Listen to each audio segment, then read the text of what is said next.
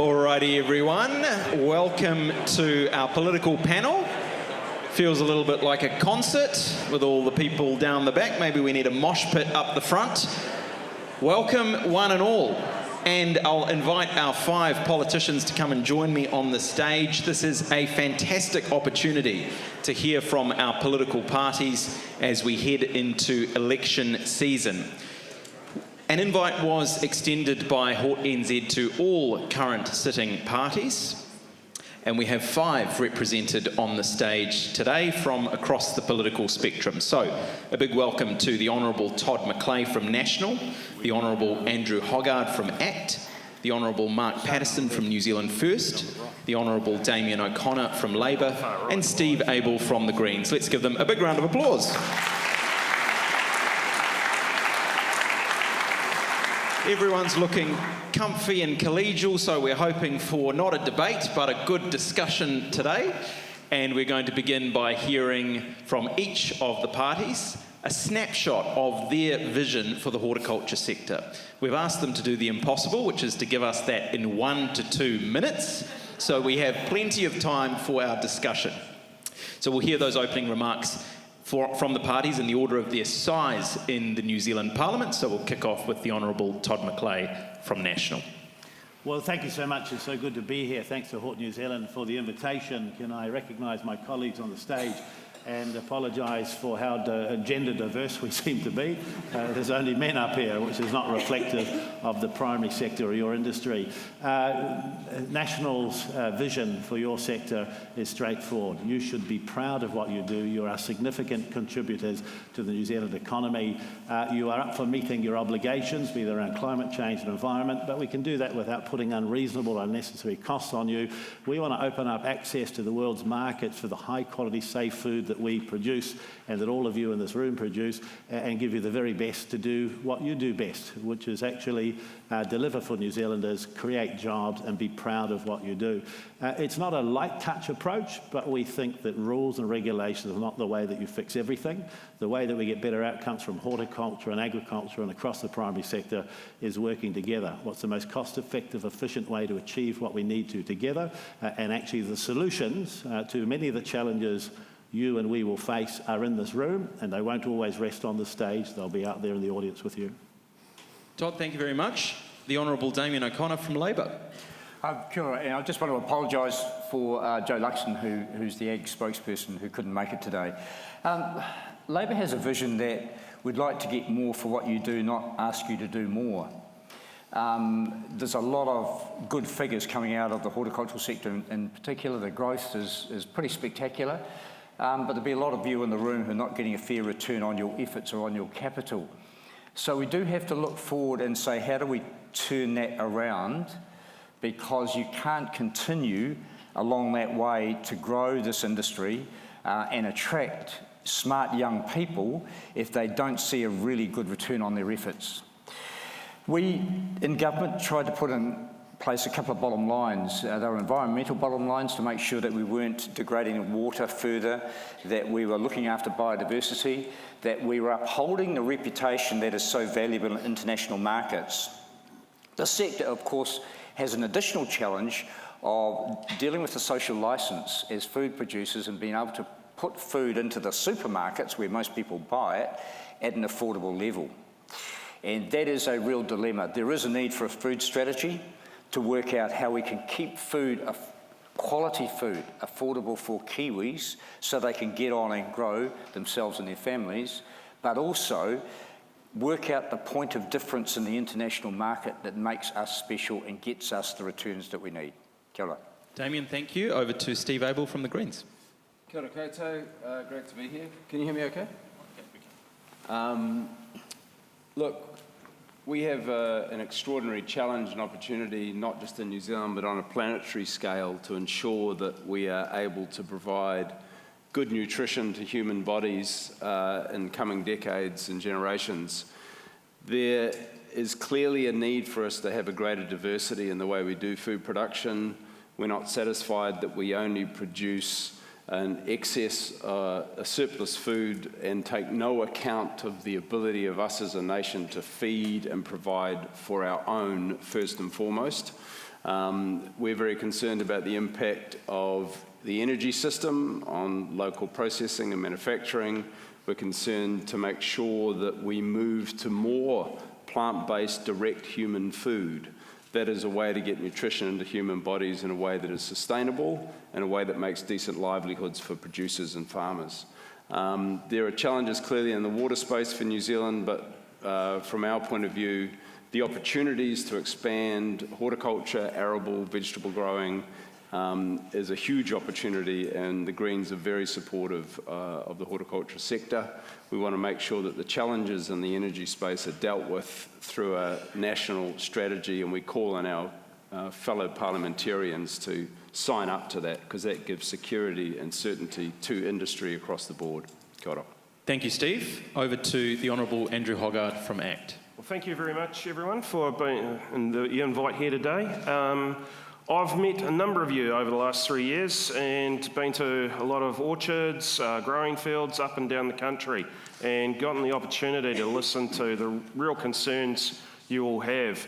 And fair to say, you know, what is our strategy for New Zealand horticulture? I see amazing potential for New Zealand horticulture. It's been growing gangbusters in certain sectors, but there's those secondary sectors where it can also grow more, and also our domestic vegetable growing sector needs to be strengthened up as well in terms of reducing those rules. And so that's most of the discussions I've had with all of you have been around either it's too onerous rules, the resource management has been a major problem, particularly in our key growing areas of the Waikato and the Horowhenua. We need changes there. In terms of what ACT will be promising for a second term, it's to carry on with that work and making sure that the rules are fit for purpose and allow you to actually get out there and grow and do your job, because you're the ones who know your product, you know your consumers, you know how to sell to them. You just need us to get out of the way and stop being a problem in doing that. Thank you very much. And finally, the Honourable Mark Patterson from New Zealand First. Thank you, and thanks Kate and Horty and Zed for the invitation. I guess the remit we were given, what's your vision for the next 5-10 years? If I'm being honest, my vision is to have you all having converted back to Romneys, given the wool price will be so high. But look, could I just acknowledge the importance of this sector, the $7.5 billion in export earnings, the 40,000 jobs, absolutely critical, and I'm sure that no one on this stage would contradict that. What I would say though is, how do we double it? That's the goal of the government. So what are the actions we've got to take? New Zealand First will be leaning very heavily into the water storage and irrigation. We already are, as a government, through Kānoa, through Todd's fund at MPI, to facilitate water storage and irrigation.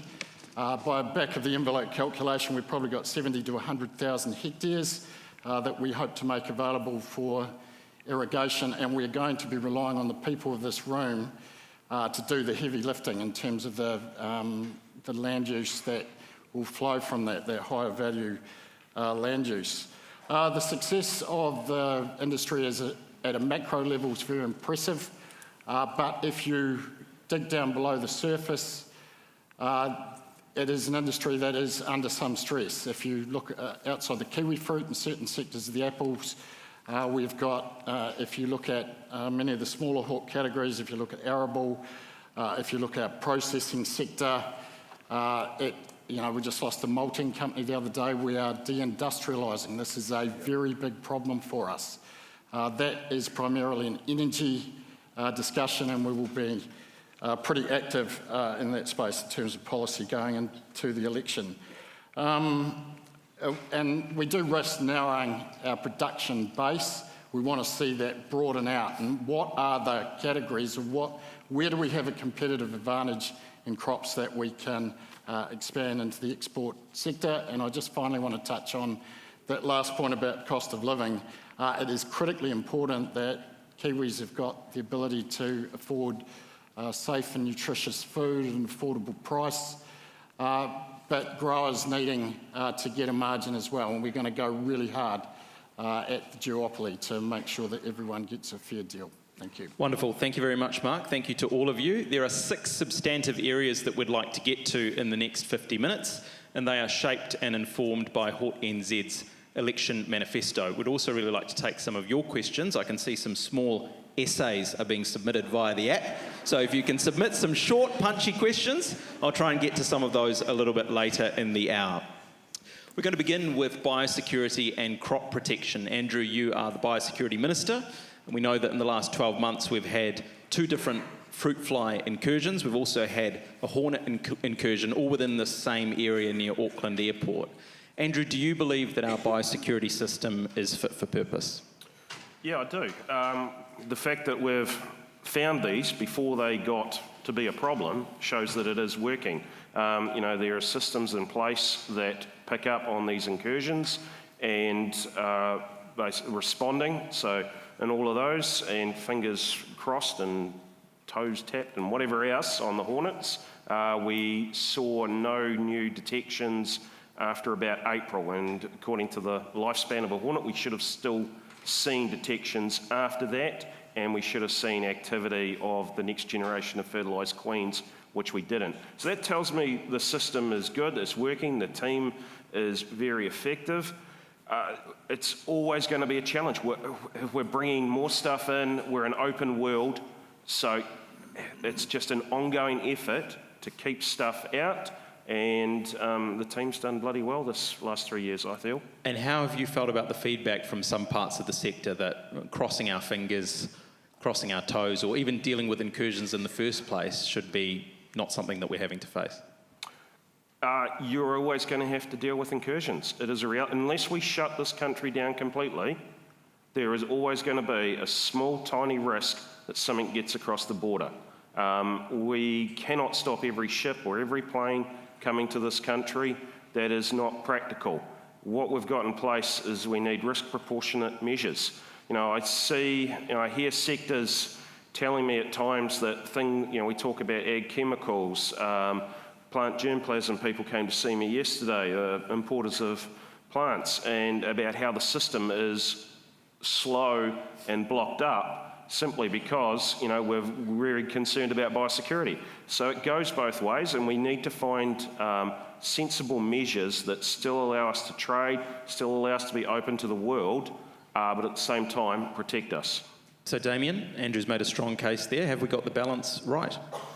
I think we have to always increase our efforts in areas of biosecurity. Climate change, whether you believe it or not, is affecting the risk profile of the potential risks and diseases that we can get coming in here. If you've got a government in place that says less government is better, then you've got increasing risks. We have to put more ongoing efforts into biosecurity in every area of our imports and exports as well.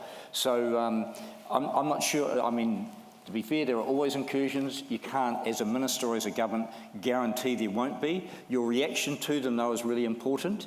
The GIAs, critical. There are small sectors here that won't be able to work with MPI to put the money in to try and run an eradication program. That has to be looked at seriously. It may be a short-term impact, but it may be a long-term consequence if you don't eradicate a pest or disease. You've raised the spectre of less government or less resources there. Are you suggesting that those things have contributed to weaker biosecurity?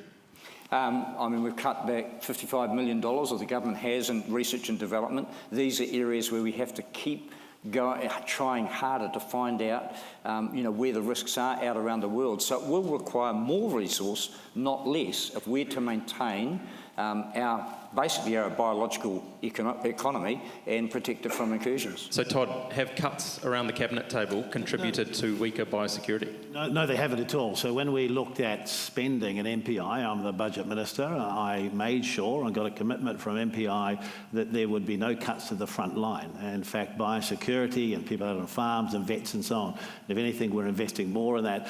But Damien is not correct, because when you talk about more government, you mean higher taxes, and that's what happens. And so we have to cut our cloth. Ultimately, the money the government has is tax that's taken from your hard work. And we have to be diligent and careful in how we spend it, just as you are. And the amount you spend doesn't actually attribute often to what an outcome would be. So if you think about biosecurity, it is one of the most important things we can do to protect the high quality food production that we have in New Zealand. And we need to keep finding ways to be better at it. It is both being proactive and then how we react when there is an incursion or concern. And I agree with Andrew that we are finding things from time to time means the system works. It's a little bit like food safety. When we have a risk and it is found and we do something about it, means the system works because it is being identified. So we should continue to ensure that the resource that's required in biosecurity is there. But just as every single New Zealander and every single farmer and grower is doing, making sure we are getting the best outcome for the amount of money that we spend. And if somebody wants to sit on a stage and saying spending more money in your orchards is going to get more fruit, it will only do that if you are smart about how you spend it and what you spend it on. So the government is exactly the same. We want to have a system that works well. There was a great increase in the public service in the time that Damien's party was in government with the Greens. You didn't get an increase in output or outcome in the same degree. We've got to be very mindful of what we spend, but when it comes to things like biosecurity and the front line, actually we have an absolute commitment to make sure the resources needed will be there. Okay, We did increase our exports through COVID to record levels, partly because we did have to put more people in place. Let's hear from Steve Abel. Is the Minister's assertion correct about what happened under the previous government's watch? Look, the broad statement is right that biosecurity is an extremely high priority. I think it is underinvested in, and let's take account of emerging, already present species, whether it's Madagascar ragwort or it's, Calliope or what have you. We can still invest substantially more in managing those problems before they become intractable. And this government took nearly its whole term to invest properly in dealing with wilding pines, for example. They should have done that a lot sooner. And we lost a lot of the ground that was made under Jobs for Nature, which was a Green Party Eugenie Sage policy. In terms of the point about taxes, I appreciate the Minister saying that they're not going to be taxing people's hard work, because that aligns with the Green Party policy. We're going to tax 96% of New Zealanders less and move tax from work to wealth, which is a far fairer tax system. So I'm glad to hear that a Minister's supportive of less tax on income and lower tax rates. Let's stick with biosecurity for the time being if we can manage it. So what's your position on our current biosecurity balance? Have we got it right? No, I think we need to be investing more substantially in it. We have done well on the hornets, it seems, which is great, but there's plenty of other things that are really emerging problems. And to the point of access to new germplasm and varieties and stuff, yes, that's essential, but we also need to make sure that we don't bring in new problems with those. So I think getting the balance right on import, speed of import, we hear that message loud and clear. We need to get quicker on that stuff, but it mustn't come at the cost of our biosecurity. Mark, you're Minister for Rural Communities. You must be having conversations about this as you travel around the country. Is there an assurance that your government can give, if it's re-elected in November, that the industry is not going to be bearing a significant cost from future incursions as a result of our current biosecurity settings?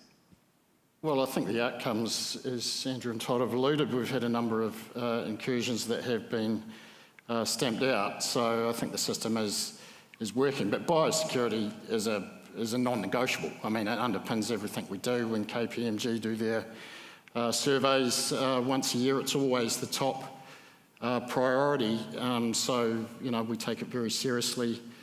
As a government, I don't see that as being a partisan thing. We've got to resource it to what it needs to be. We've got to keep evolving and identifying technology that can assist us.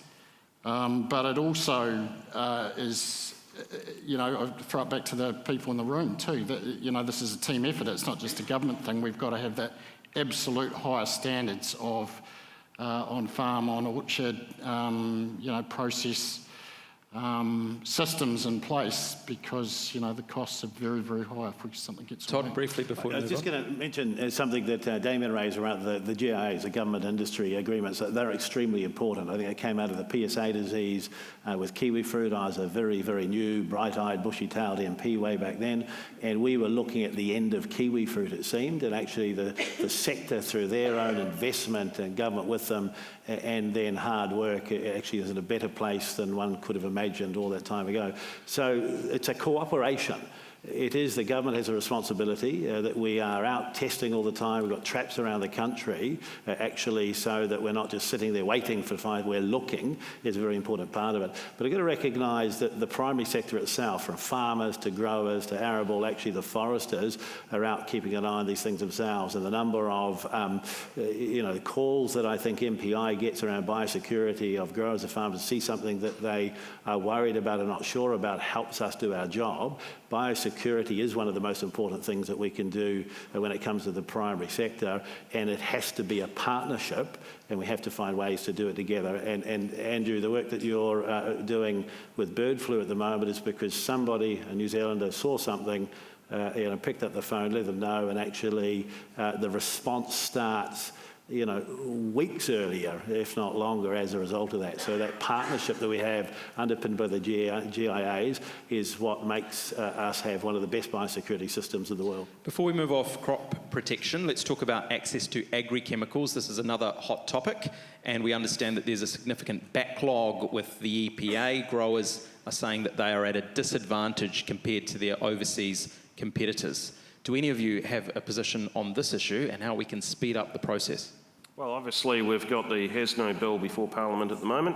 It's past its first reading. I think on that first reading, 4 out of the 5 voted for it. Basically, that is identifying a number of the blocks in the system. Same with the other component, which is the agricultural compounds and veterinary medicines. So we've got 2 dual bills that are going through, and that's identified several key issues that we're working on fixing. The budget gave the EPA additional funding to improve their modelling, and that'll help them get through these approvals much quicker. And I think in both ACVM and Has-No, the ministers responsible, I'm one of them, Nicola Gregg's the other, have been leaning on in terms of getting a bit of a culture change so that we can actually get more stuff happening a lot more quicker, and real focus on managing the risks we need to manage. I've seen examples of where companies have got to go through a process if their postcode happens to change, and they've got to do application, and it's just silly. We've just got to get rid of dumb stuff like that, make that a simple, tick box, that, hey, our postcode's changed, boom, enter it in, job done. Not having an application for things like that. We've got to be focusing, the officials need to be focusing on what are the new novel chemicals, identifying any potential risks that could occur there, and then worry about that, make sure the tests are done so we don't bring anything dangerous into New Zealand.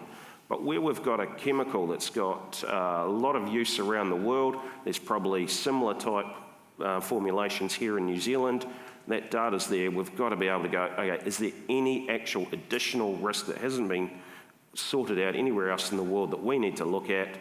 If not, let's get moving. Steve, is the system robust?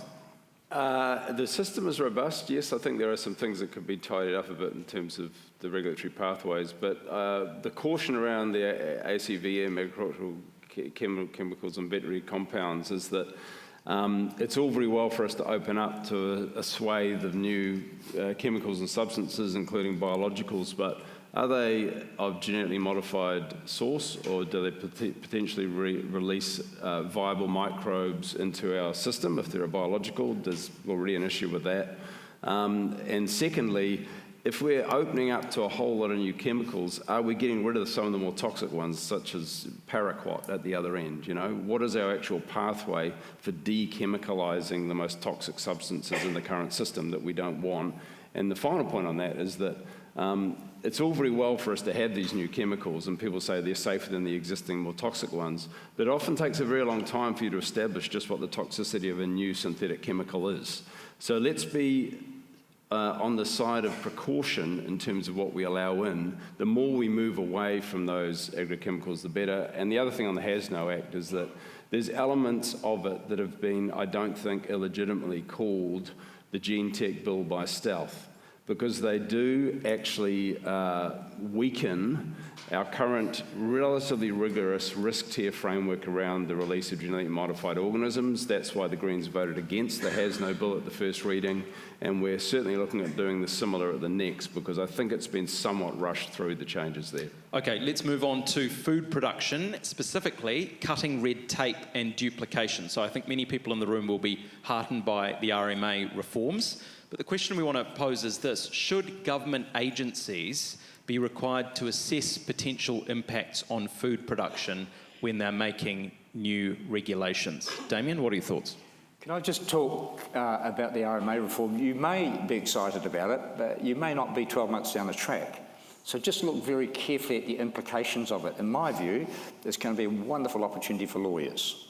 But anyway, we'll wait and see. Of course, the RMA can be improved, but the balance in key areas of decision-making, councils and their responsibility, in my view, are not quite right. You should read the Commissioner for the Environment's submission on that. Come back to, yes, of course, food production should be part of our consideration across all things, but at the expense of the environment? Well, probably not. It may allow food production now, but maybe not into the future.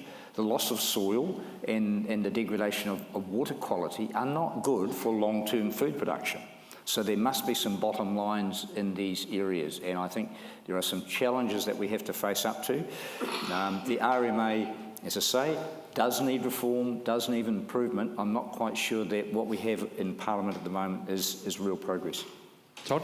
The RMA didn't need reform, it needed replacing. It has been reformed again and again and again, and actually the only people really spending time enjoying it were lawyers. And in fact, environmentalists, councils and business and industry, primary sector, have all said it is not working. So it is a replacement.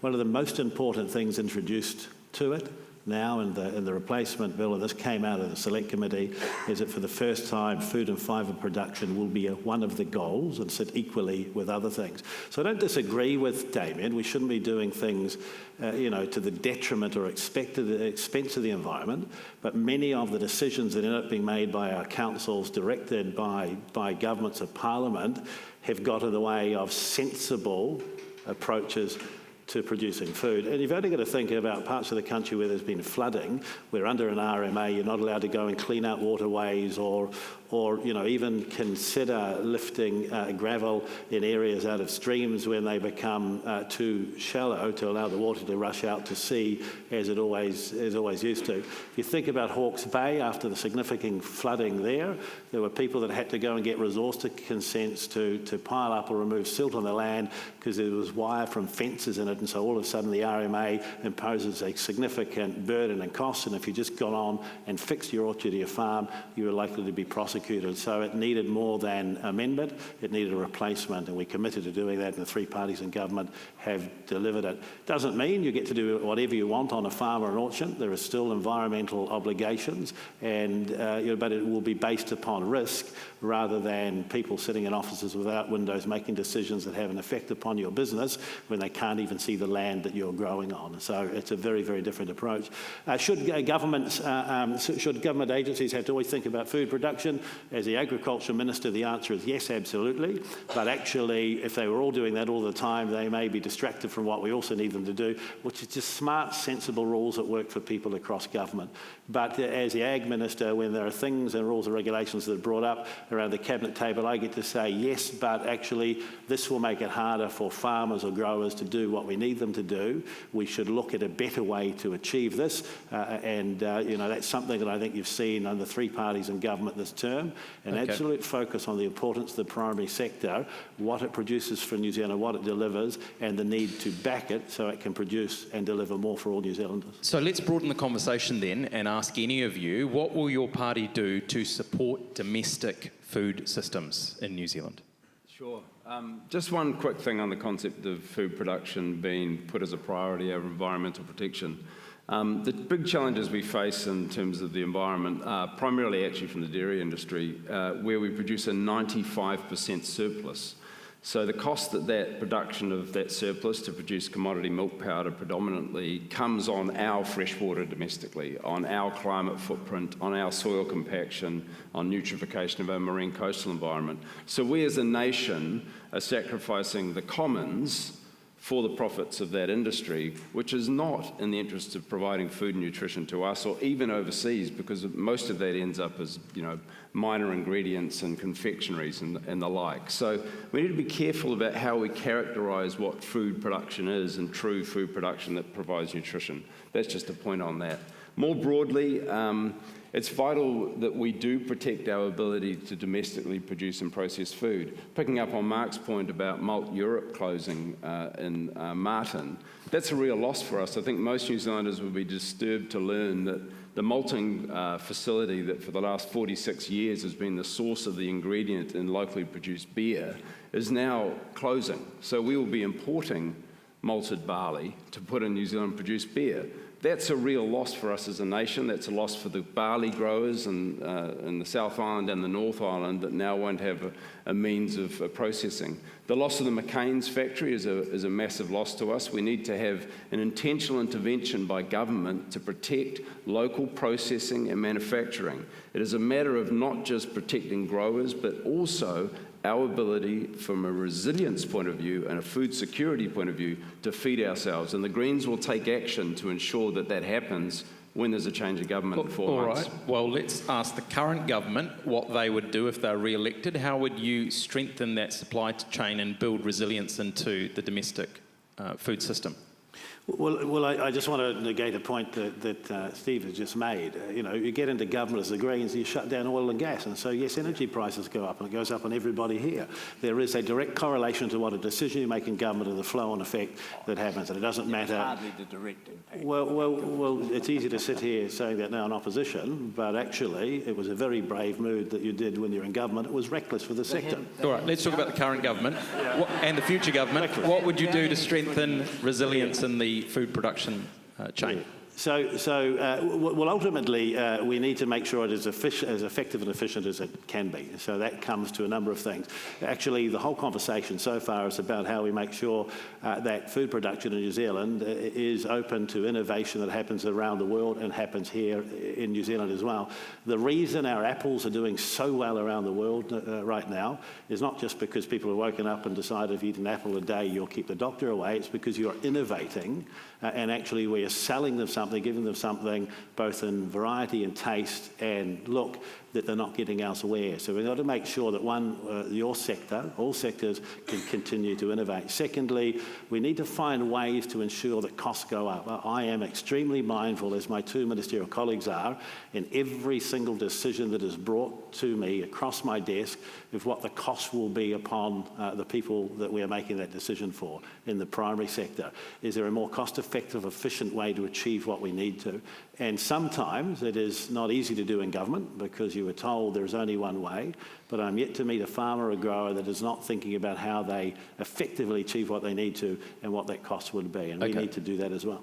Yes, Andrew. Yeah, so how do we support local food production? Well, one thing, we wouldn't turn off their use of fertiliser, which is what Steve's describing. And I know they think that only dairy exists in New Zealand and that all of New Zealand agriculture is only dairy and we're the devil incarnate. But you will use, to grow some of your crops, you will use vastly more nitrogen fertiliser than I will use on my dairy farm. You need that nitrogen to grow that food. It is critically important, along with other fertilisers. So we've got to be sensible about this stuff. Like Todd said, that oil and gas ban created huge problems going forward for the indoor growing sector. In terms of how do we strengthen local food production, well, again, it goes back to our Resource Management Act, and getting rid of that is so critically important. I look at growers in my neck of the woods, and they're trying to increase their business. They need to do crop rotation, but they've got rules that say, no, that's land use intensification. You can't use that paddock there that was previously doing this because now you're intensifying it. And they don't look at the big picture of going, actually, we've still got the same amount of horticultural production happening in this region. And so nothing is changing. In fact, it's generally getting less. All right. So those are the things that are getting in the way of actually producing food in this country. Very quickly before we move on, Steve, getting rid of fertiliser? So the policy of the Greens is to lower the cap on the input of synthetic nitrogen fertiliser on dairy farms only to the current average, which is about 125 kgs a hectare. We have no policy of cutting fertiliser to horticulture or vegetable growing, but we should over time be moving away from our dependence on synthetic nitrogen fertiliser across the board. But there's no policy of turning off the tap on fertiliser overnight, any more than there is on turning off the tap on fossil fuels. That doesn't happen in a hurry. Just quickly on the gas question, gas was declining in New Zealand from 2007. There was huge investment to try and get new gas. The biggest oil and gas companies in the world came to our shores. They looked, they found nothing, and they left. So we would be foolish to think that the pathway for us is to invest $1 billion, as New Zealand First want to do, and trying to find more oil and gas when we could be spending that money and supporting transition to things like biogas, to things like biomass, and to things like electricity. Let's not start a whole energy panel in the next 25 minutes, but Mark, very quickly, a response on that? Yeah, well, no, I'm going to address the issue of food security because it is a really big issue. Yep. As I talked about at the start, narrowing our production base, Kiwis being able to afford food, you good people being able to afford to grow it in the first place. We've allowed in this country monopolies and duopolies to expand and consolidate power. We'll go after the supermarket duopoly, we'll go after the gentailers, we'll look at the Lions companies. We've got to get our regulation right so that vegetable growing is a permitted activity at 0.1% of the land use. We do not want to be importing our cauliflowers from Taiwan. So we've got to get really serious about this. It's getting on the public consciousness. I think it's going to be an election issue because I think, as Steve alluded, there's growing concern that what's happening with Watties, what's happening with McCain's, what's happening with the Martin Malting Company. These are canaries in the coal mine to a wider system that's under real pressure, and we need to sort it out. All right, well, you've brought up... yes, Damien? Just very briefly, I haven't spoken yet. Go for it. Food strategy. Go for it. Look, I think there is a real need, and there have been people calling for a food strategy, and that is to try to find the right balance between domestic supply and our export focus. There are regulations in place to meet export markets. They are not necessary for domestic supply, given the short supply lines in the race. So those things can be adjusted, and I think it's really important to maintain the social licence for our export sectors that we provide access. Look, the duopoly situation controls the standards of food that go on the supermarket shelves. There is very, very good food that gets thrown out because it doesn't get into that supply chain. Those are the things that we have to look at to ensure you get better support from consumers and you're not under constant pressure that it costs too much. Okay, so you brought up the duopoly, so let's go there. Does the current grocery regulation that we're looking at, does it go far enough in your view? What regulation? Or the discussion that was being had about the changes. It's only a discussion, and then they won't do anything. If you have a look at, I can tell you that and the Grocery Commissioner, was again something we brought up, hasn't done anything either. We need to really get into and look at the wholesale supply system to ensure that more people have access to that, and that we don't truck vegetables and food up and down this country at huge expense, and that we provide opportunities for local production into local food systems. Todd? Well, there have been a number of changes that we've made, particularly around with the Commerce Commission. We look at predatory pricing and that people are being treated fairly. The Grocery Commissioner didn't work, so, but the reason behind it probably was not unreasonable. Ultimately, what is needed is more competition, firstly. But often when we talk about this, we're talking about the consumer and their choice and their price. My focus is much more upon the primary sector, the growers, and what they get, what is a fairer system to make sure that your costs are recognised and that actually your relationship with the people you supply, be they be very large or very small in itself, is a responsible one. You could split up the supermarkets and say you've achieved something, and I don't think the sector would get better returns for it. And so it comes to what's fair in a competition issue. Some of that work has been started, but I think probably across the board, each of us would say it is an extremely complex area, and as you step further through it, you've got to make sure that when you make a decision, you actually get an outcome that doesn't make things worse.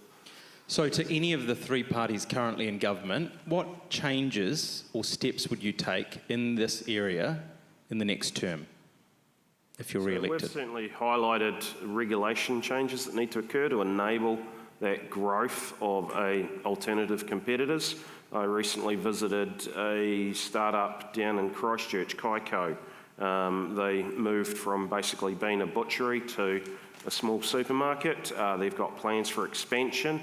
I mean, one of the things they highlighted to me was where they would see probably unfair behaviour in terms of the wholesalers, where they would buy stuff at the wholesaler and then suddenly they would see the company that related to the wholesaler then selling it actually for a cheaper price than at the wholesaler.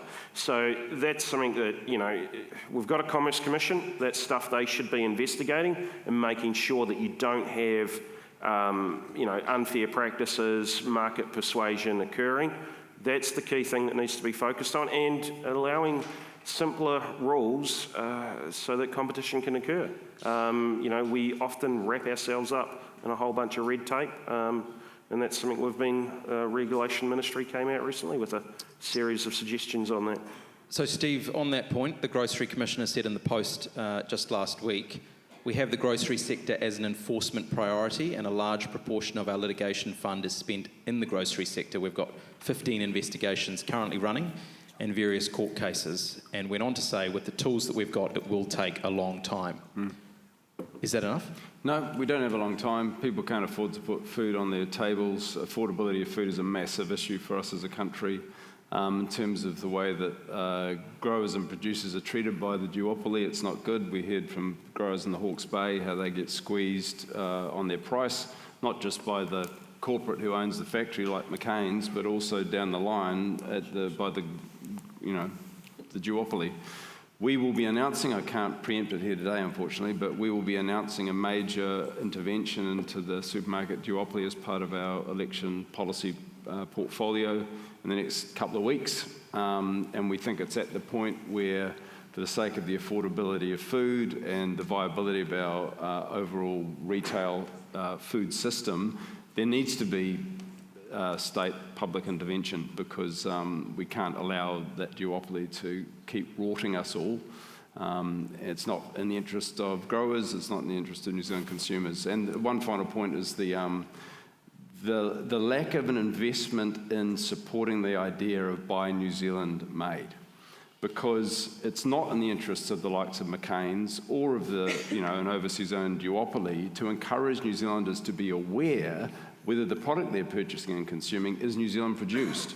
But in fact, we should be making people highly aware of that. It should be a point of pride that we know that we're consuming a New Zealand produced product.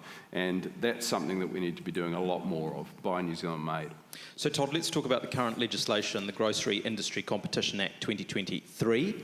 Its purpose was to promote competition and efficiency in the grocery industry for the long-term benefit of consumers in New Zealand. Is that what we're seeing? Well, I think in some areas we're starting to see that, but I'm going to take it back to what I said earlier and this audience. Yes, they're all consumers, but these are people that supply supermarkets. And so the interest, I think, for a lot in this room is about whether they're getting a reasonable price, a fair price, and to Andrew's point, that they are being treated fairly from a competition point of view. That's very much the focus that I have had as Minister of Agriculture, what is being earned, and get to advocate around the cabinet table for changes, be that regulatory, competition, otherwise, around that sector. The debate and discussion about how we make sure that supermarkets are providing goods to consumers at a reasonable price is a very, very important one. But in as far as agricultural ministers concerned, my interest is for those who are producing and selling in New Zealand and what they are earning, they should be earning. We've made some important steps in that direction around some of the competition stuff that we've done, but I would argue that this is work that will be ongoing for an extended period of time over the next 3 years or more. But Mark, you would also agree, I'm sure, that what is of benefit to the people in the room is of benefit to the wider consumers of New Zealand. Yeah, absolutely. And I mean, HortiNZ in their manifesto have given us some guidance around the grocery supply code and enhancing and enforcing that.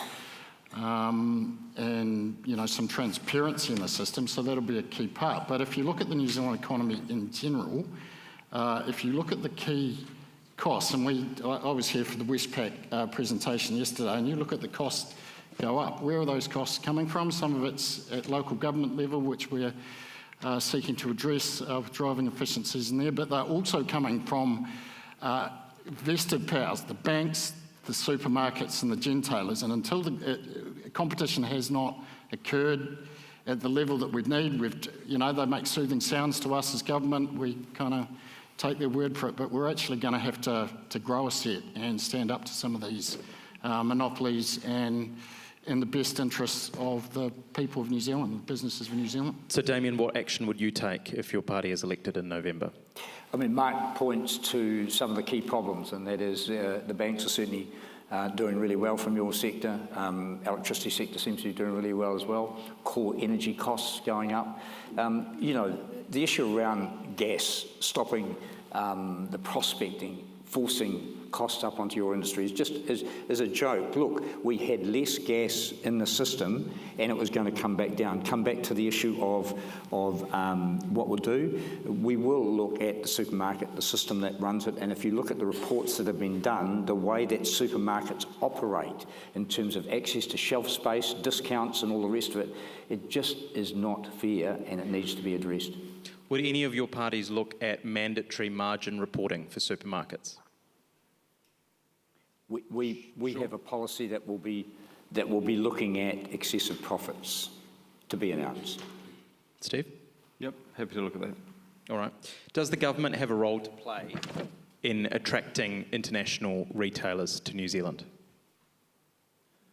Well, we do in terms of having the settings right and giving confidence to people investing in New Zealand that your investment will be safe and secure. So, sorry, Mark, but when you talk about breaking stuff up and smashing stuff, it's probably not soothing words to anyone looking at New Zealand. So that is a key thing, if we want to attract another player, because it's very hard to grow, there's massive logistics involved in this, cool stores, all the rest of it, in terms of setting up a supermarket. So the key thing will be, if someone's coming here, they want to have a degree of certainty that their investment isn't going to be stranded, that this is a country that's not going to be a risk to them in terms of losing money. I think that's a key thing we need to do, but also making sure that we have a lot of flexibility in terms of some of the rules that are in place. All right, let's turn now to... Very quickly, yep. We don't need international chains. We've had some initiatives here. Haywood's, we've had Kai, the one that Andrew has gone to visit. These are New Zealand attempts. And he's growing.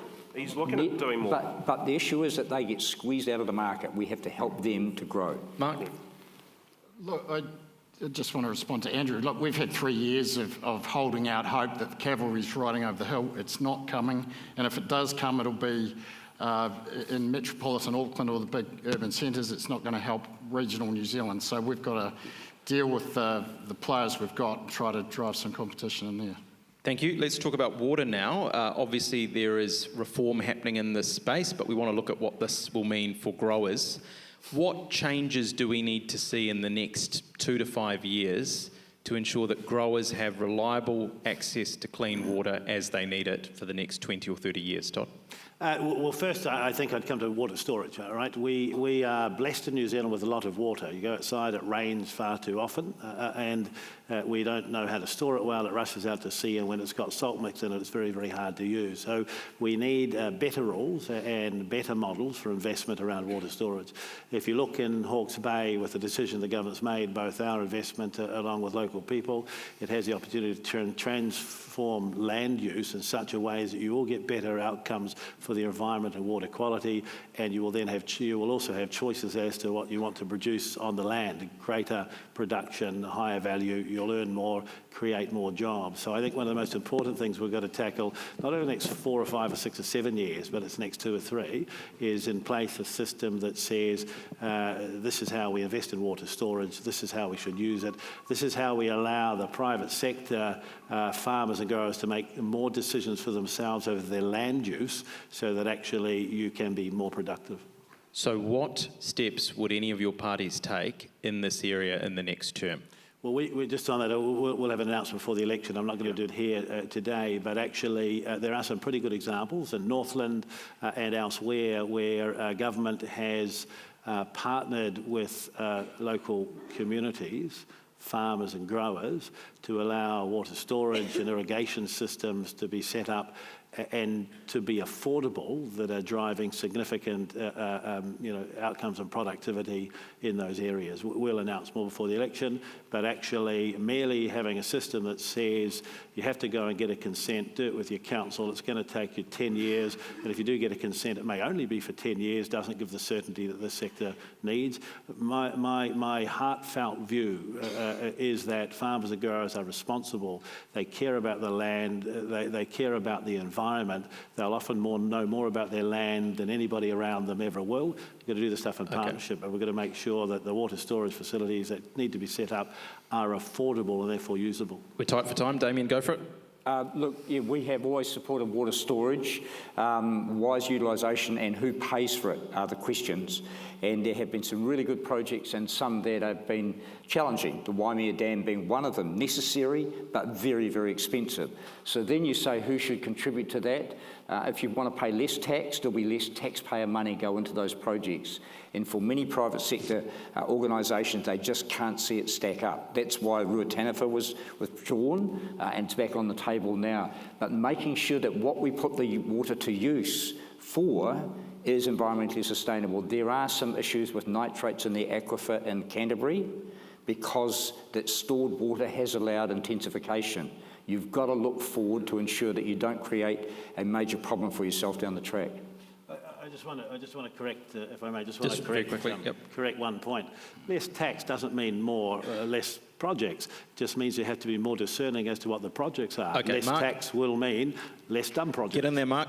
Well, I just want to push back on Damien's last point, because Central Plains Water, there's been a 29% reduction in nitrates going into the receiving environment due to precision irrigation at scale. So that's the level of precision that we need to be getting to with these projects. But I'll be candid, like we want to lift and shift the Tasmanian irrigation model, so a government entity that will design, consent, fund and potentially build.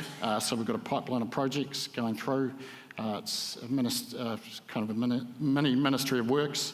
But we've got to get really serious about this because it's a major opportunity for us, climate resilience, the ability to diversify into high end uses. If we're going to double exports, we're going to need this. And at the moment, it's quite piecemeal. I mean, Todd's team in MPI are doing some good stuff and part of it.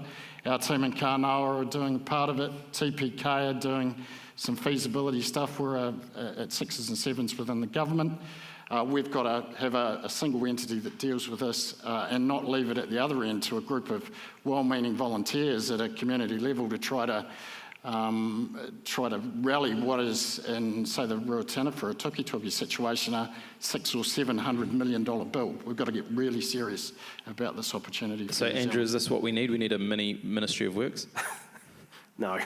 I've talked to a few people around this issue, and often the numbers stack up. The value is there.